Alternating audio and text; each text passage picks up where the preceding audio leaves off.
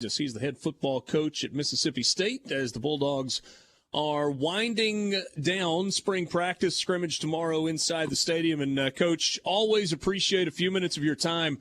Curious what you wanted to accomplish going into this spring and if you feel like you've gotten there.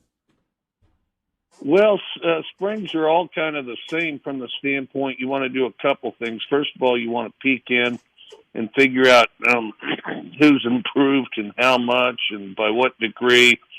And then from there, you want to see how you can harness those abilities and get them out there on the field to contribute to the team. And then the other thing you want to do is continue to develop their skill set so that they can utilize some of that development in spring.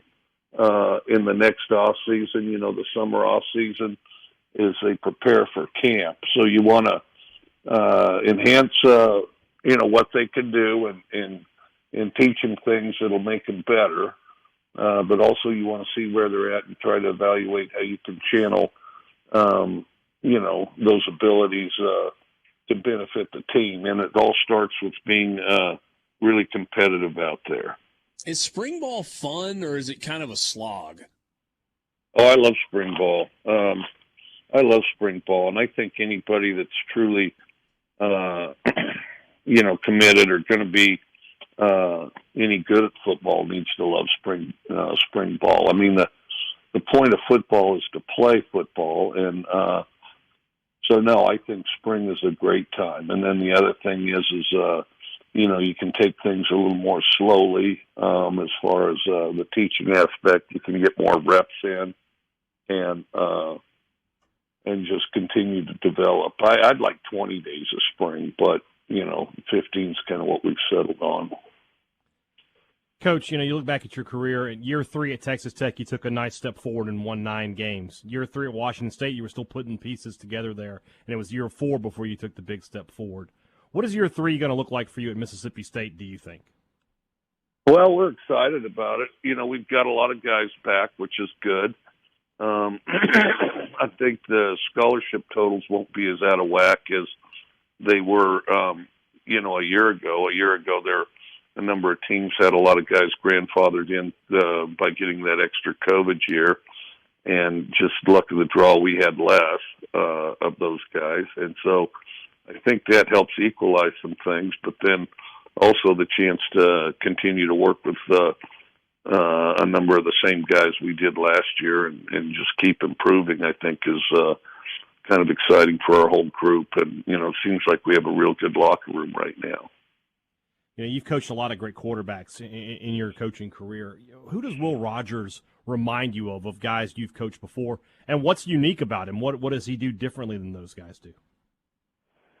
In a lot of ways, he's a little bit like him and Gardner Minshew went to the same high school, so there's some similarities there.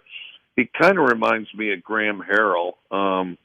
His dad was a coach, and you can tell that they talked a lot of football and did a lot of football over the years.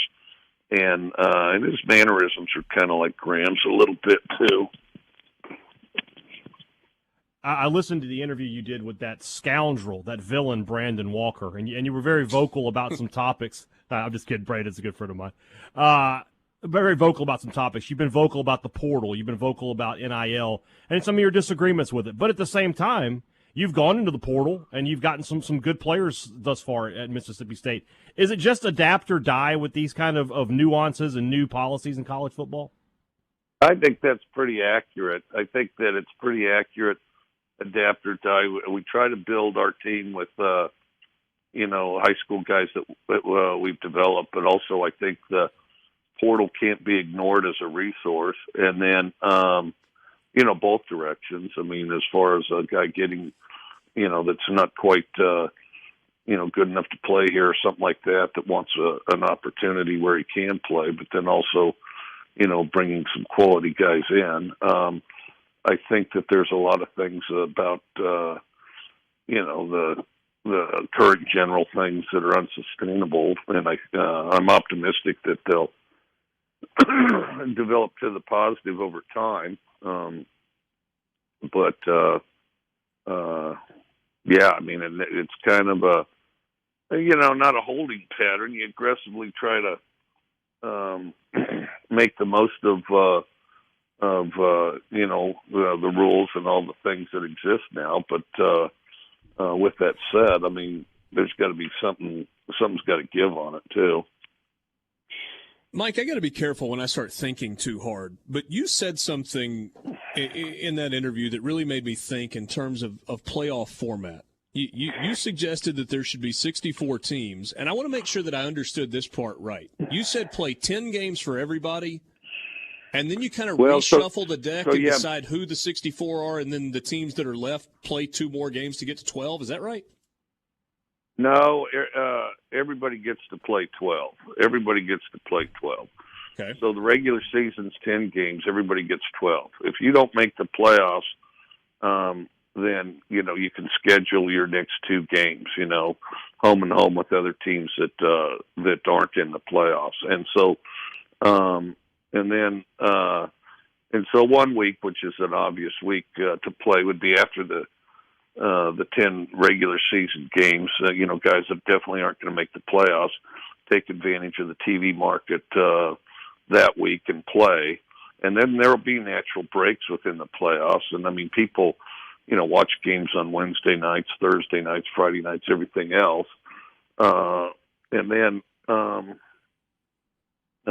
you could have some great cross-country matchups, that type of thing. But everybody gets 12 games,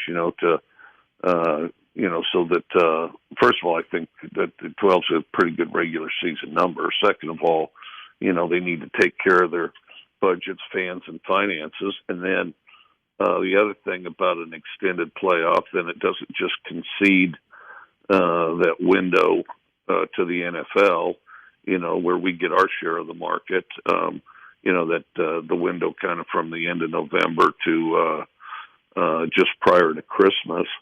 And I think, first of all, it would make a lot of financial sense. Second of all, I think the fans would love it. And I think it'd be fun for coaches and players. But everybody gets 12 games. So if you lose in the first round of the playoffs, you get to schedule 1 more game. And then after that, in the end, the champion, the teams in the championship game play 16 games. We were talking a little earlier about Texas and Oklahoma coming to the SEC. And from a media perspective, obviously, we're excited because it's a lot of storylines and a lot of content. From a fan perspective, I'm excited just because there's a lot of new matchups and it'll be fun. Are you excited? Are you excited to see Texas and Oklahoma again? The way as strongly as this conference is stacked, I don't see where it makes a difference. It makes a difference to Texas and Oklahoma. I mean, their schedules just got a lot tougher. But as far as the SEC, I mean, I'm looking at the SEC West and the Cats we play this year. I mean, what difference does it make if it's Texas and Oklahoma instead of, say, Auburn, Alabama, Georgia? I mean, go right through the list, Visiting with Mike Leach, head football coach at Mississippi State, on the Farm Bureau phone line.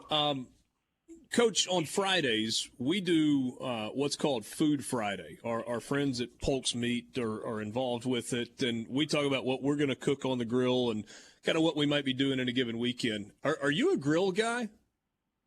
No, I dabbled in it a little bit, and it does kind of require a commitment level. I would like to be again, and I'd like to say I am, but I always put it off. I think about it, and then I put it off. And then if you go to a bigger gathering, there's always a handful of experts, and a lot of them are only pseudo-experts standing around the grill. But, those grills become a mosh pit of testosterone up there. And, you can easily catch knees and elbows and knives and forks in your body if you get too close to those grills. So I try to make my way over to the side and sample and critique, And I think it's healthier, and I think it's more fulfilling. And so I let others do the heavy lifting. But as you know, at these gatherings, there's more hands into that grill than can get the job done. So when football one day is in the rearview mirror, is that a hobby that you will you will re-engage with? I don't think it'll ever make hobby, but it'll make just a good way to eat some great food. Okay. Because it really doesn't. Nowadays it doesn't take any longer to cook it really, and then and I do have the perfect patio to stick a grill on, looking over the water and stuff like that. And so, I think it would be more, I would do it in a more kind of functional fashion instead of, some hobby, read the books, do all the, So what is the number one hobby for you? Have the meat marinated in something for 2 days, mess around with it for a couple days, cook it up and eat it in an hour. Hobbies, really, well, first of all, variety. I want to have some level of variety. Football provides a lot of that with just the cross section of people that we get to deal with because, great people with very different backgrounds, and you get a draw from that. Travel, I would say, is definitely one of them. And then, but I think that the most important thing is to be interested in a lot of things, so that you can bounce from a variety of things because, we're going to be dead in 100 years anyway. And so as a result of that, you only get to sample so many things at the banquet of life, and you better get started and try to sample as many as you can. I like that philosophy. Yeah. Coach, spring football almost over for you here. Last summer, you traveled the world a little bit. We have another week. We'll have another week. Well, last summer, though, you traveled the world. You went to Dubai. You went to Africa. What's on the Mike Leach agenda for this summer? I don't know. Haven't solidified it. I've been talking about Peru, maybe. Now, what about Peru has your interest? On the books, but, there's a lot of ancient history there, with the temples and the ruins and stuff like that. And then it's a very unique country as far as, the elevation and some things like that. And what I've seen of Peru, it's a very scenic place. And then I don't know if we'd have time to branch out into another country nearby, but, maybe. You got a couple right there. I don't know what, how challenging it is to cover a lot of ground, When we've had you on the show before, you've talked about going to Cuba. You've told us all the different places you've lived. What's your bucket list look like? What is something you haven't done yet that you're thinking, I've got to get that done before it's time? Oh, I want to go to Australia sometime. I'd like to go to Australia. I mean, there's a number of travel targets all over, but that's a long list. I mean, I can't say that I don't have one thing at the top. I mean, because some of this is dictated by opportunity, and and some of it I'm going to have to save for when, I retire someday, but, just to have the expendable time to do it because right now, something always comes up and you always, you got to stay pretty close to football and what you want to do. And it's very fulfilling. And, I'd also, you can think of some great road trips just in this country, where you say hit the road for a month and, go to this hotel or that hotel and just slowly work your way around the country, not in any hurry, drive a couple 100 miles, in between stops, stay somewhere a couple days if you want to. I've kind of thought, I'm not in very good shape right now, but I've kind of thought about walking portions of the Appalachian Trail. If you did that, and I don't know that it'll ever happen, but I've given some thought to 2 weeks a year. You start in just 2 weeks, 2 weeks, 2 weeks, and then when I'm 100, probably I'll walk the whole thing. I don't know. Knock it out a little bit at a time. Let's pull it back to football just for a second, if we can. Get a couple more minutes with you, visiting with Mike Leach, head football coach at Mississippi State. When you look at the schedule, some coaches say it's 1 week at a time, it's only 1 week at a time, and I don't even know who we're playing next week. How do you approach when you kind of are mapping out the season, maybe going into a year, and then once you get into the season? Well, that's me. You just summed it up right there, and you just try to. You try to give your full faith and effort each day, progressing towards that game, and then restart it, because, all games are meaningful. And then I don't believe in this hold back stuff. People talk like, well, this isn't as big a game, like somehow you get to relax a little bit. I mean, that's a recipe for total failure. And then I think you fully invest, and part of it is because I believe that to be a good team, you need to improve incrementally each week, and to do that, you gotta get, if you're in week 1, you got to get 1 week better. If you're in week 2, you got to at the end of that week be 2 weeks better. And if you're not continuing to climb incrementally as far as your ability to play and execute, somebody's going to leave you behind. Do you like the way your schedule sets up this year? You open with Memphis, then you make the trip west to Arizona, then you got to go to Baton Rouge, kind of in those first 3. Is that a good way to start the year, or it doesn't matter? You got to play them regardless. Yeah, you just play them regardless. You set it up, play them regardless, and you just go out there and be the best team you can be. If you were a college football player and name, image, likeness had come on board, what would you be trying to partner with in terms of an advertiser or a spokesperson for? I would like to think I'd be able to eliminate the distractions of the whole thing. I mean, just in hindsight, being an 18-year-olds have enough distractions. And I think in some cases, all these distractions are going to be a recipe for disaster. And I think in some cases, it's going to damage people's lives. But I would like to think that I would have a good foundation of people advising me so I didn't get out over my skis distracted. And, because the most important thing is to continue to develop your football abilities and skills.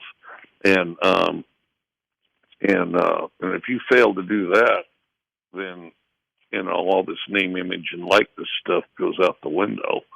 And so, I think, the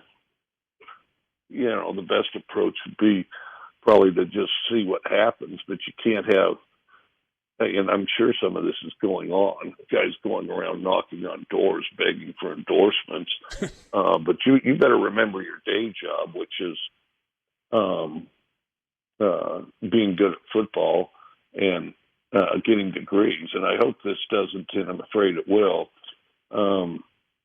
have a chilling effect on some people getting degrees, because I think degrees are very important, and not just the degree itself, but the life experience of going to college. And and I have no problem with people getting more money, but also you don't want your locker room in disarray because of jealousy around this sort of thing and things of that nature. Well, and I'll leave it here with you. We've only got about a minute and a half or so left, but we were talking about this kind of in detail yesterday, kind of the intersection of name, image, likeness, and transfer portal and all that's changing. And it feels like in the conversation about whether or not players should get more money, it doesn't feel like we should be starting at zero. Like, don't we have to recognize that there's a value to the education and everything that goes along with that? Am I crazy for thinking that? No, I don't think you're crazy at all for thinking that. And I think that, sometimes, we forget that. And I think one of the biggest things is we have to, and there's advantages to each, but there's got to be some level of distinction between being a professional and an amateur, and there's responsibilities that go along with both. And, and now it's just kind of being pushed this way, that way, the other way, depending, who's got some interest in the deal. And, there's professionals all over, and I can't believe that college football is so shocked and confused by exactly what this is. I mean, you got minor league baseball players, minor league basketball players, NFL players, major league baseball. So it goes. There's a responsibility to being a professional, and there's and it's not all just this rosy path of give me money, give me money. I mean, you pay taxes. Professionals get cut. Professionals get drafted. Professionals get traded. If you get too deep in the professional thing, you damage the window to get a college degree that carries you throughout your life. Because contrary to popular belief, just because you're signed up for college football doesn't mean you're making the NFL. And of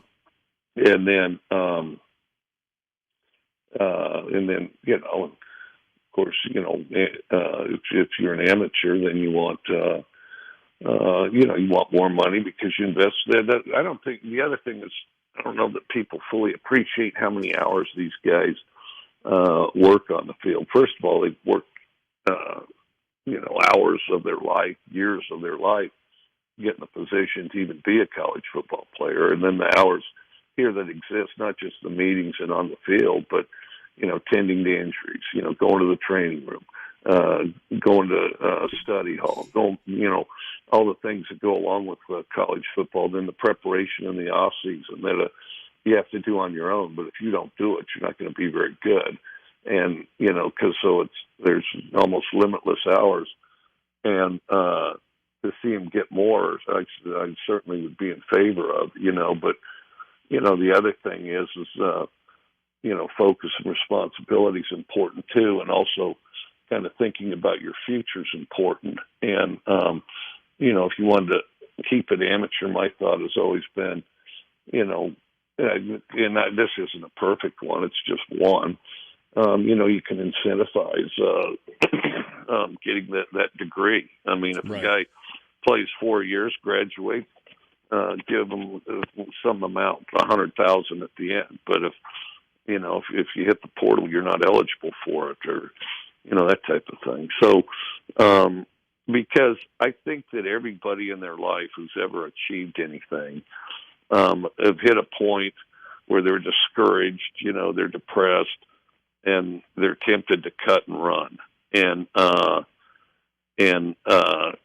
or to give in, right? And then, of course, you persevere through the adversity, and you're better off for it. And sometimes throughout your life, you're better because you made that decision. And I think this,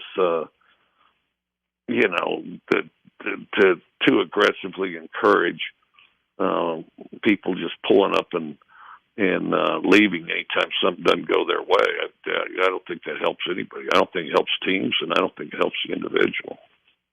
Certainly is a set of topics that have got a bunch of layers to it. Mike, really appreciate your time. Always good to catch up with you. Hope spring ball finishes up strong and you enjoy some time off this summer. Well, I appreciate it. You too. Great visiting with you. Mike Leach, head football coach at Mississippi State. This is Sports Talk Mississippi.